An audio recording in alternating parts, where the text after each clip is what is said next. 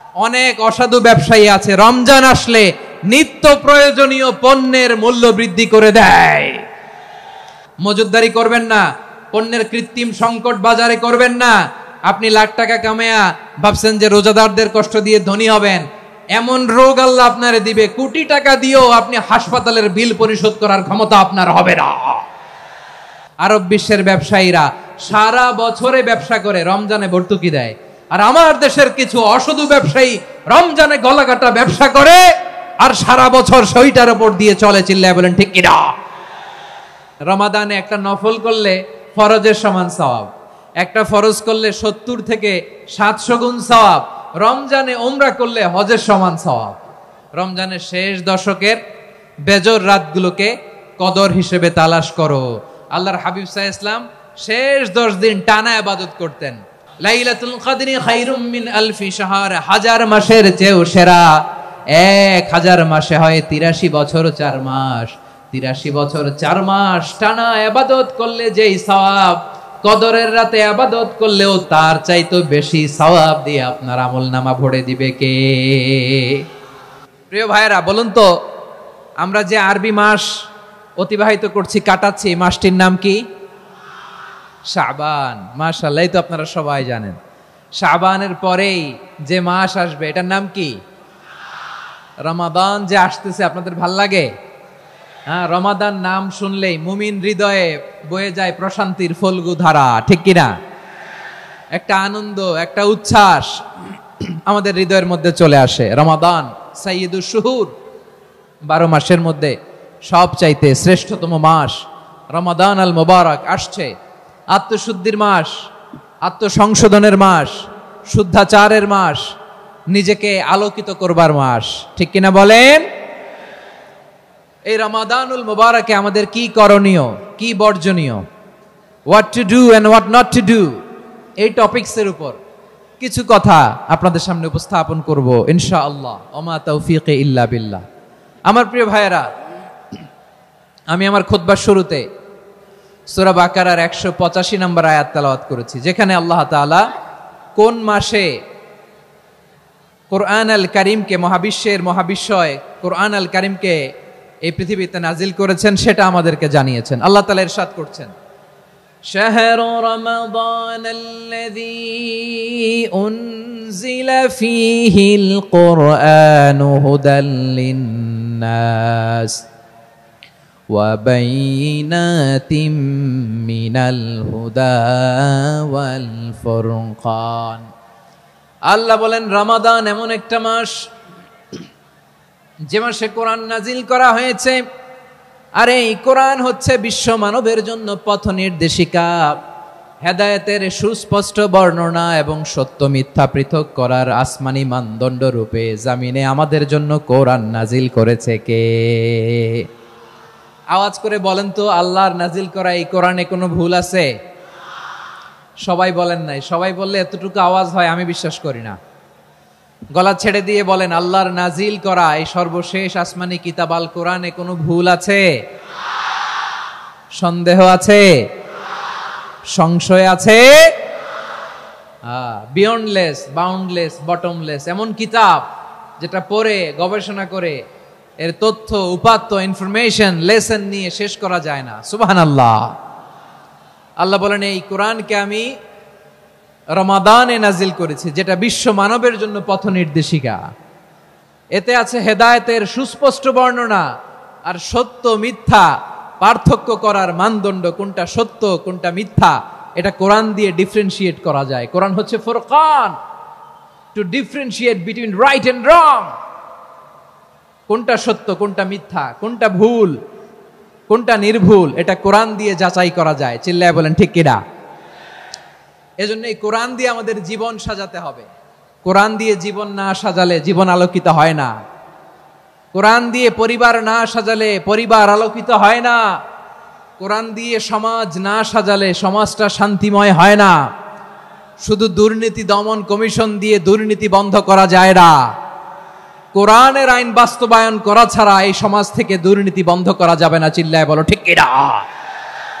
আমার প্রিয় ভাইয়েরা, এই কোরআন নাজিল হয়েছে রমাদান আল মুবারক, এই বরকতময় মাসে। তাই আমাদের উচিত এই মাসে আসন্ন যে রমাদান আল মুবারক, এই রমাদানে কোরআনের সাথে নিজেদের সম্পর্ককে বাড়ানো। আমার প্রিয় চাঁপাইনবাবগঞ্জের ভাইয়েরা, আমরা কি আসন্ন রমাদানে কোরআনের সাথে আমাদের অ্যাটাচমেন্ট, সম্পর্ক বাড়াতে চাই? চান সবাই? আপনি কি জানেন কোরআন নিয়ে কোন ফেরেশতা পৃথিবীতে এসেছিল? জানেন? ফেরেশতার নাম কি বলেন তো? জিবরিল আলাইহিস সালাম। একটু খেয়াল করে শুনেন, কান দুটো খরগোশের কানের মতো খাড়া করে আমার দিকে তাকান। সাইয়েদনা জিবরিল কোরআন নিয়ে এসেছেন, ফলে উনি হয়েছেন শ্রেষ্ঠ ফেরেশতা। বিশ্ব নবীর উপর কোরআন নাজিল হয়েছে, তাই তিনি হয়েছেন শ্রেষ্ঠ নবী। রমাদানে কোরআন নাজিল হয়েছে, তাই রমাদান হয়েছে শ্রেষ্ঠ মাস। কদরের রাতে কোরআন নাজিল হয়েছে, তাই কদর হয়েছে শ্রেষ্ঠ রাত। আমরাও যদি কোরআনের সাথে সম্পর্ক বাড়াই, আমাদের মর্যাদাও এরকম, আমাদেরকেও শ্রেষ্ঠ মানুষ বানায় দিবে কে? এজন্য কোরআনের সাথে সম্পর্ক বাড়াইতে রাজি আছেন তো? যারাই কোরআনের সাথে সম্পর্ক বাড়ায়, এদের মর্যাদা বাড়ায় দেয় কে? দেখবেন আমাদের হাফেজে কোরআন, তারা ইন্টারন্যাশনাল কোরআন কম্পিটিশনে যে গোটা বিশ্বকে পেছনে ফেলে প্রথম পুরস্কার নিয়ে আসে।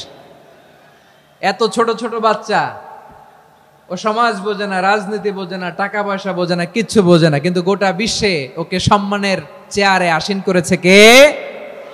এই কোরআনের সাথে লাগলে আল্লাহ তাআলা সম্মান বাড়িয়ে দেয়। আমার প্রিয় ভাইয়েরা, আসুন আমরা আলোচনার শুরুতেই শপথ নেই যে আসন্ন রমাদানে আমরা কোরআনের সাথে নিজেদের সম্পর্ককে মজবুত করব ইনশাআল্লাহ। সবাই বলুন ইনশাআল্লাহ। শাবান মাস আসলে, রজব মাস আসলে সাহাবারা কি করতেন? আসুন আমরা দেখি কিভাবে তারা রমাদানকে ওয়েলকাম জানাতেন। রজব শাবান আসলেই ওনারা রমাদান পর্যন্ত পৌঁছার আকুতি, আগ্রহ আর ফরিয়াদ আল্লাহর কাছে জানাতেন আর বলতেন, ইয়া আল্লাহ, রমজান পর্যন্ত আমাদের হায়াত বাড়িয়ে দাও। আল্লাহুম্মা বাল্লিগনা রমাদান, আল্লাহ তুমি রমজান পর্যন্ত আমাদের পৌঁছে দাও। আল্লাহুম্মা বারিক লানা ফি রজব ওয়া শাবান ওয়া বাল্লিগনা রমাদান, আল্লাহ রজব শাবানে বরকত দাও, আল্লাহ রমজান পর্যন্ত তুমি আমাদেরকে পৌঁছে দাও। আওয়াজ করে পড়ে না আমিন। আমার প্রিয় চাঁপাইনবাবগঞ্জের ভাইরা, গত বছর অনেকের সাথে আমরা একসাথে রমাদান কাটিয়েছি, তাদের অনেকে দুনিয়াতে এখন বেঁচে নাই, এরকম আছে না নাই? এই যে আরো 7 দিন বাকি রমাদান আসতে, এই 7 দিন পর্যন্ত আমরা রমাদান পাবো, কোনো গ্যারান্টি আছে? আচ্ছা, এই বছর যদি খুশনসিব হয় আমাদের, আমরা যদি পাই, আগামী বছরও যে রমাদান আমরা পাবো, কোনো গ্যারান্টি আছে? তাহলে আসুন আমরা ভেবে নেই, হতে পারে this Ramadan could be the last and final Ramadan in our life. হতে পারে এই রমাদানই হতে পারে আমার জীবনের শেষ রমাদান। ঠিক কিনা বলেন? তাই আসুন আমরা আল্লাহর কাছে দোয়া করি, আল্লাহুম্মা বাল্লিগনা রমাদান, আল্লাহ তুমি রমাদান পর্যন্ত আমাদেরকে পৌঁছে দাও। আওয়াজ করে পড়েন আমিন। ইবনু রাজব আল হাম্বলি লাতাইফুল মাআরিফের মধ্যে লিখেছেন, সাহাবারা ওনারা রমাদান কেন্দ্রিক, আমাদের সালফে সালেহিনরা রমাদান কেন্দ্রিক জীবন কাটাতেন।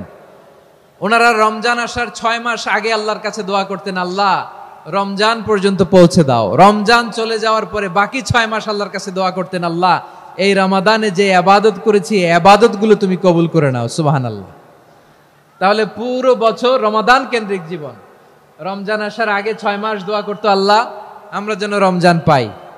রমজান চলে যাওয়ার পরে বাকি 6 মাস বলতো, আল্লাহ রমজানে যে ইবাদত করেছি এগুলো তুমি কবুল করে নাও। আবার এই শাবান মাসে আল্লাহর হাবিব সাল্লাল্লাহু আলাইহি ওয়াসাল্লাম সবচেয়ে বেশি রোজা রাখতেন। কানা ইয়াসুমু শাবানা কুল্লাহ, সবচেয়ে বেশি রোজা রাখতেন শাবান মাসে। ওয়া কানা ইয়াসুমু শাবানা ইল্লা কালিলা, শাবানের অল্প কয়েকদিন ছাড়া পুরো শাবানটাই বিশ্বনবী রোজা রাখতেন। সুবহানাল্লাহ পড়েন। এই শাবানে আপনারা রোজা রাখছেন তো? রাখছেন? আল্লাহ তুমি কবুল করো, আমরা সবাই পড়ি আমিন। এই শাবান শেষে আমাদের মধ্যে আগমন করবে রমাদান, এবং এই রমাদানুল মুবারক আল্লাহ তাআলা আমাদের জন্য সিয়াম ফরজ করেছেন। কি ফরজ করেছেন?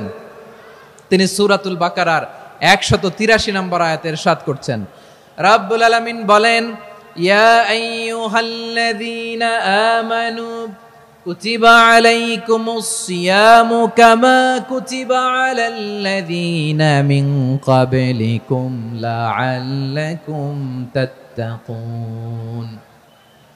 আল্লাহ বলেন, ও বিশ্বাসীরা শোনো শোনো, তোমাদের জন্য সিয়ামকে ফরজ করা হয়েছে ঠিক যেমন ভাবে তোমাদের পূর্ববর্তী উম্মতদের উপরও সিয়ামকে ফরজ করা হয়েছিল, লাআল্লাকুম তাত্তাকুন, যাতে করে তোমরা সবাই মুত্তাকি হতে পারো।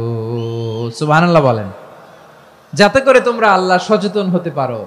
তাহলে সিয়ামকে, এই সামনে যে রমাদান আসতেছে আমার প্রিয় ভাইয়েরা, এই পুরো রমাদান ব্যাপী সিয়াম সাধন করা, সিয়াম পালন করাকে আমাদের জন্য ফরজ করে দিয়েছে কে? রমাদানের রোজা রাখার নফল নাকি? রমাদানে সিয়াম পালন করা কি নফল? সুন্নাত? তাহলে কি ফরজ? আওয়াজ করে বলেন, রমাদানের রোজা রাখা কি ফরজ? এটা শুধু আমাদের উপরই ফরজ না, আমাদের আগে যত জাতিগোষ্ঠী এই পৃথিবীতে এসছে সবার উপরে সিয়াম পালনকে ফরজ করেছে কে? সবার উপরে আল্লাহ তাআলা সিয়াম পালনকে ফরজ করেছিলেন। তবে ধরনটা ভিন্ন ছিল, এক এক জাতিগোষ্ঠীর জন্য এক এক ধরনের ছিল। আমাদের জন্য সিয়াম ফরজ টানা 1 মাস 30 দিন বা 29 দিন। কোন কোন উম্মতের উপর 30 দিন না, মাত্র 3টা রোজা ফরজ ছিল। কয়টা? আওয়াজ করে বলেন। আপনাদের কি মনোযোগ আছে না গেছে? মনোযোগ আছে? তাকবীর পড়েন তো, লিল্লাহে তাকবীর। আমাদের 1 মাস সিয়াম ফরজ। পূর্ববর্তী অনেক উম্মতের উপর 1 মাস ছিল না, 3টা ফরজ ছিল। কয়টা? প্রতি মাসের 13, 14, 15 ফরজ ছিল তাদের জন্য। কারো জন্য শুধু একটা, আশুরার রোজা। কোন কোন উম্মতের জন্য 10টা। কোন কোন উম্মতের জন্য রোজা ফরজ ছিল মৌনতার রোজা, আরবিতে বলে সৌমুল ইনসাত, মানে সারাদিন খেতে পারবে, পান করতে পারবে, স্ত্রীর সাথে মেলামেশা করতে পারবে, কিন্তু কথা বলতে পারবে না। কথা বললেই তাদের রোজা ভেঙে যেতে। পড়েন সুবহানাল্লাহ। কি অদ্ভুত ব্যাপার!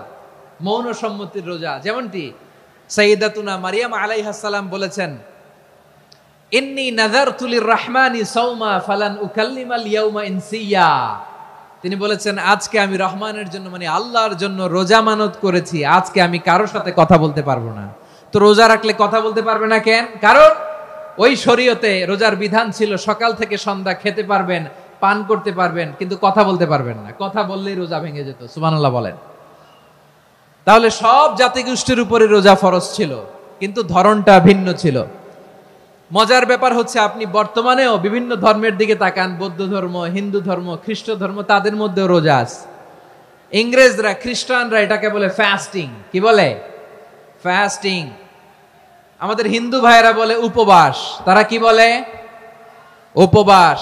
আবার এখন আন্দোলনেরও একটা মাধ্যম হয়েছে এটা, না খেয়ে থাকা। এটারে বলে অনশন। এটারে কি বলে? অনশন ধর্মঘট। মানে আমাদের দাবি না মানলে আমরা খাবো না, রোজা রাখলাম। আছে না নাই? তারপরে আধুনিক বিজ্ঞান এটার একটা নাম দিয়েছে, না খেয়ে থাকাকে, অটোফিজি। কি বলে? অটোফিজি। জাপানের এক চিকিৎসা বিজ্ঞানী এই অটোফিজির উপর গবেষণা করে সে নোবেল পেয়েছে। সুবহানাল্লাহ পড়বেন না? এজন্য আল্লাহ তাআলা আমাদের জন্য গোটা রমাদানে এই সিয়ামকে ফরজ করে দিয়েছেন। আওয়াজ করে বলেন আল্লাহু আকবার। রাব্বুল আলামিন বলেন, ইয়া আইয়ুহাল্লাযীনা আমানু কুতিবা আলাইকুমুস সিয়াম।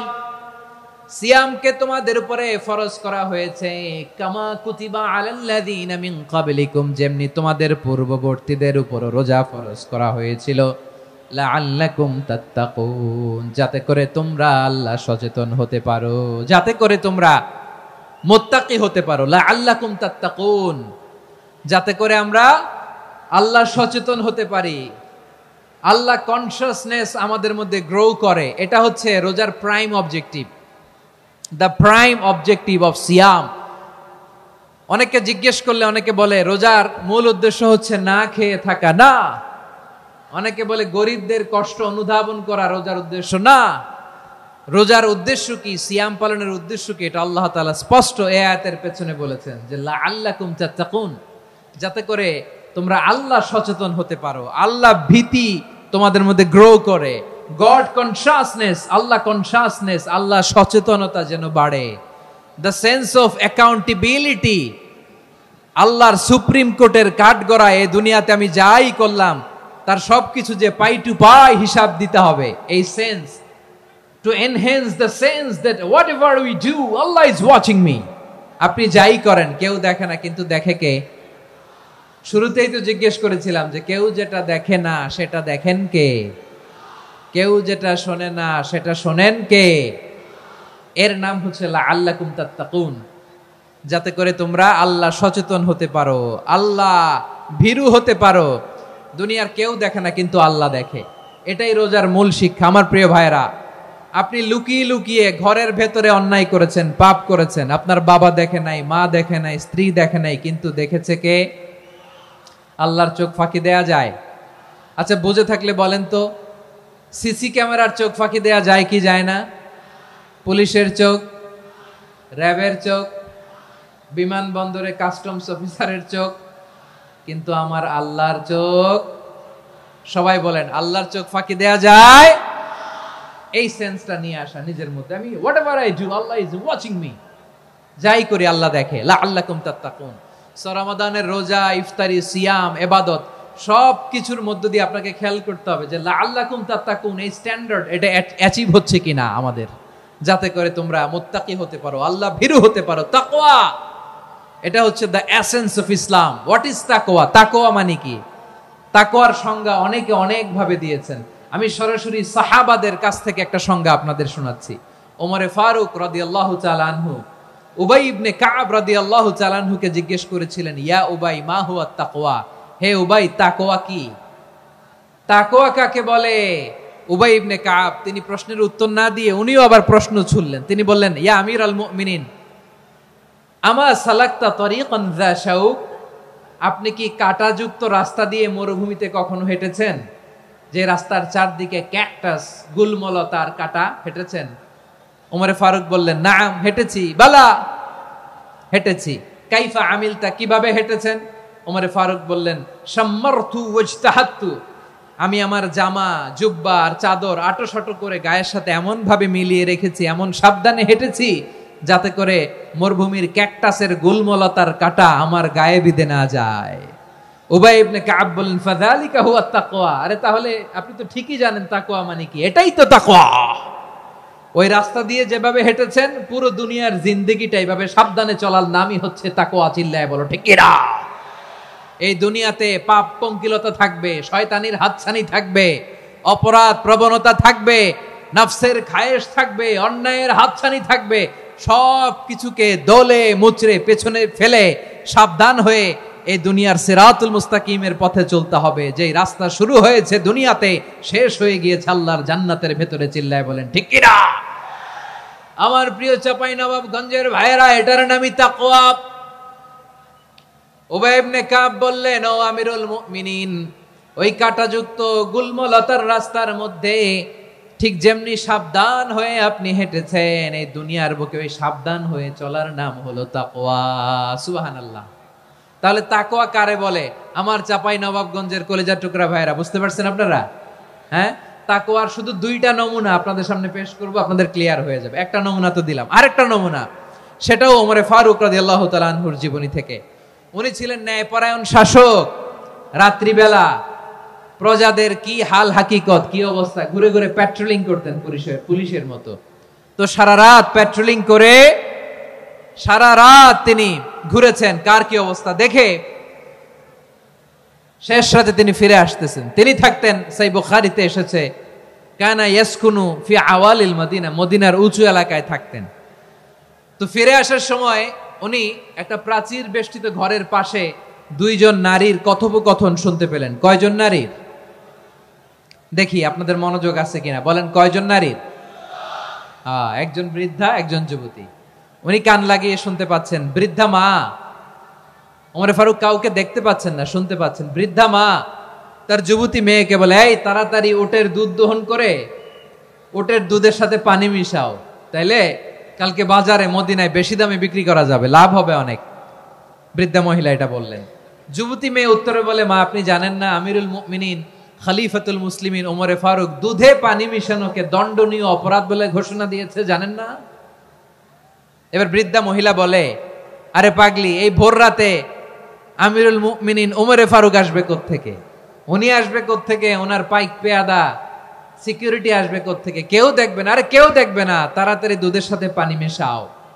এই কথা যখন মা বলেছে, যুবতী মেয়েটা চমৎকার একটা উত্তর দিয়েছে। তিনি বলেছিলেন, ইয়া উম্মি, ও আমার মা, লাউলা রাআ উমর লা রাআ রাব্বু উমর, ও আমার প্রিয়তমা মা, আপনি ঠিকই বলেছেন, গভীর রাতে ওটের দুধে পানি মিশালে ওমর দেখবে না, কিন্তু মা খেয়াল রাখবেন, ওমর যদি নাও দেখে, ওমরের রব কিন্তু দেখে। চিল্লায় বলেন ঠিক কিনা? দিস ইজ কল্ড তাকওয়া। লাউলা রাআ উমরু লা রাআ রাব্বু উমর। ওমর দেখে না, কিন্তু ওমরের রব দেখে। চিল্লায় বলেন ঠিক কিনা? এজন্য রব্বুল আলামিন বলেন, লা তুদরিকুহুল আবসার ওয়া হুয়া ইউদরিকুল আবসার ওয়া হুয়াল লাতীফুল খাবীর। তিনি এমন সত্তা, দুনিয়ার কোন চোখ তাকে দেখে না, কিন্তু দুনিয়ার সবগুলো চোখকে, সব মানুষের অ্যাক্টিভিটিসকে, আরশের উপর থেকে সব কিছু মুহূর্তে মুহূর্তে দেখতে পান কে? তাহলে তাকওয়া কারে বলে বুঝতে পারছেন? দুনিয়াতে সাবধানে চলার নাম তাকওয়া। কেউ দেখে না, কিন্তু আল্লাহ দেখে। এই সেন্স, এই জবাবদিহিতার ভয়, দ্য সেন্স অফ অ্যাকাউন্টেবিলিটি, এই সেন্স নিজের মধ্যে গ্রো করার নাম হচ্ছে তাকওয়া। আর এই সিয়াম পালন করার প্রাইম অবজেক্টিভ অফ সিয়াম হচ্ছে লাআল্লাকুম তাত্তাকুন। আওয়াজ করে বলেন, লাআল্লাকুম তাত্তাকুন। আমার প্রিয় ভাইয়েরা, এই আসন্ন রমাদান, এটা এমন এক বরকতের মাস, যে মাসে আমরা নিজেদের নাফসের উপর নিয়ন্ত্রণ প্রতিষ্ঠা করি। সারা বছর নাফস আমাদেরকে নিয়ন্ত্রণ করে, আর রমাদানে আমরা নাফসকে নিয়ন্ত্রণ করি। কথা বুঝতেছেন? সারা বছর নাফস আমাদেরকে নিয়ন্ত্রণ করে। এই যে এখন আমার খেতে মনে চাইলে যে খেজুর রাখ, আমি খেজুর খেতে পারবো, নাটস আছে, বাদাম খেতে পারি। খাইতে মন চাইলে পানি, আমার রুহুটা চায়, আমার নাফসটা খেতে চায়, আমি খেতে পারি, পান করতে পারি। বিবাহিতরা দিনের বেলায় স্ত্রীর সাথে মেলামেশা করতে চাইলে করতে পারে, কিন্তু রমাদানে দিনের বেলা খেতে মনে চায়, কিন্তু আমরা খাই। আমার প্রবৃত্তি খেতে চায়, কিন্তু প্রবৃত্তির কথা আমরা শুনি, কথা কয় না। রমজানে খেতে মন চাইলে আমরা খাই, তৃষ্ণায় গলা ফেটে যায়, গলার ছাতি ফেটে যায়, কিন্তু এক ঢোক পানি কি আমরা গিলি? বিবাহিতরা দিনের বেলা স্ত্রীর সাথে কি মেলামেশায় যায়? না। তার মানে সারা বছর নফস আমাদেরকে নিয়ন্ত্রণ করে, আর রমাদানে এই নফসের উপর আমরা নিয়ন্ত্রণ প্রতিষ্ঠা করি। নফসের লাগাম আমরা রমাদানে টেনে ধরে। চিল্লায় বলেন ঠিক কিনা? এজন্য আমার প্রিয় ভাইয়েরা, নফসের উপর নিয়ন্ত্রণ নিতে চাইলে রমাদানের রোজার কোনো বিকল্প নাই। এটা এমন মাস, যে মাসের ফজিলতেরও কোনো শেষ নাই। এই মাসকে বলা হয় দ্য মান্থ অফ হোপ। এটা আশা জাগানিয়া মাস। রমজানের কথা শুনলেই আশা জাগে না হৃদয়ে? ইদা জাআ রমাদান ফুতিহাত আবওয়াবুস সামা ওয়া গুল্লিকাত আবওয়াবু জাহান্নাম ওয়া সুফিদাতিশ শায়াতিন। রমাদান আসলে আকাশের দরজাগুলো খুলে দেয়া হয়, মানে জান্নাতের। জাহান্নামের দরজাগুলোকে লক করে দেয়া হয়, শয়তানকে চেইন আপ করা হয়। ইবাদত করলে শুধু করতেই মনে চায়। চিল্লায় বলেন না সুবহানাল্লাহ। রমজানে ইবাদতে যেই মজা পাওয়া যায়, সারা বছর অন্য কোনো মাসে এই মজা আপনি পান? আমার চাঁপাইনবাবগঞ্জের ভাইরা আওয়াজ করে বলেন না, রমজানে ইবাদতে যেই মজা অন্য মাসে এটা পান? কারণ রমজানে ইবাদত করলে সওয়াবও বেশি, ইবাদতের একটা পরিবেশ থাকে, ঠিক কিনা বলেন? অন্য মাসে ইবাদত করলে এর সওয়াব পাওয়া যায় গাণিতিক হারে, রমজানে ইবাদত করলে সওয়াব বাড়তে থাকে জ্যামিতিক হারে। সুবহানাল্লাহ কইবেন না? অন্য মাসে সওয়াব বাড়ে গাণিতিক হারে, রমাদানে ইবাদত করলে সওয়াব বাড়ে কিভাবে জ্যামিতিক হারে বাড়ে দেখেন। রমাদানে একটা নফল করলে ফরজের সমান সওয়াব, একটা ফরজ করলে 70 থেকে 700 গুণ সওয়াব, রমজানে উমরা করলে হজের সমান সওয়াব। সুবহানাল্লাহ নাই? দ্য মান্থ অফ হোপ, আশা জাগানিয়া মাস।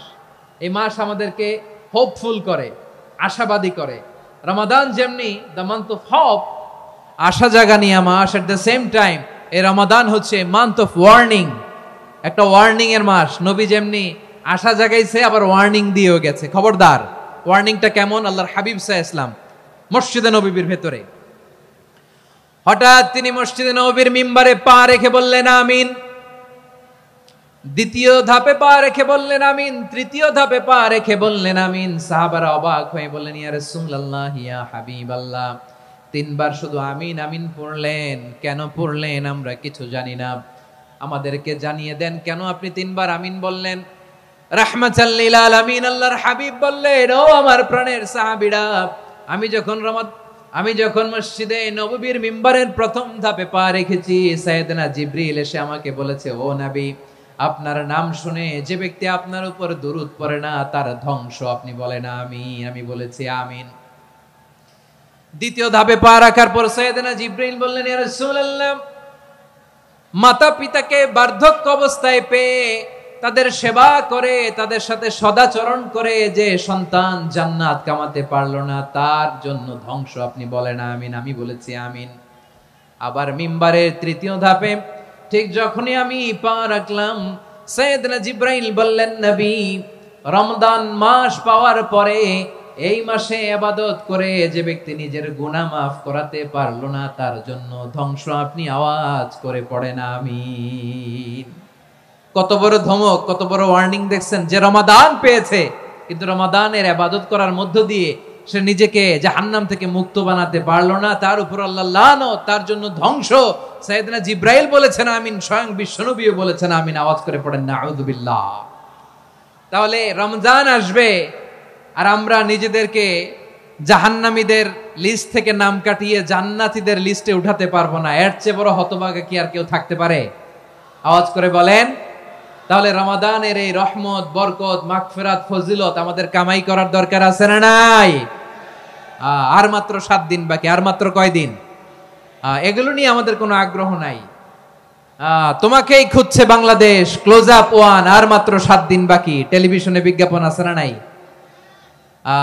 রেফেল ড্র হবে লটারির, আর মাত্র 5 দিন, আছে না নাই? কিন্তু এমন এক বরকতময় মাস আসতেছে, আর মাত্র 7 দিন বাকি। আমাদের কোনো সেন্সই নাই, আমাদের মধ্যে কোনো অনুভূতি কাজ করে না। হায় রে দুর্ভাগা মুসলমান! আমার প্রিয় ভাইরা, আপনি পৃথিবীতে যত ইবাদত করেন সব ইবাদতের সওয়াব নির্ধারিত। এটা পাবেন বা ওইটা পাবেন, এই সওয়াব জান্নাতে, এই বাড়ি ওই বাড়ি। শুধু সিয়ামের সওয়াবটা অনির্ধারিত। কুল্লু আমালি ইবনে আদম ইউদাফ আল হাসানাতু আশরু আমসালিহা ইলা 700 দি'ফিন ইল্লা সাওম। সব নেক আমলের সওয়াব বাড়তে বাড়তে 700 গুণ, কিন্তু রোজা ছাড়া। রোজার সওয়াব কি হবে? বান্দা খালি রোজা রাখে, ফেরেশতারা কিছু লিখতে পারে না আমল নামায়।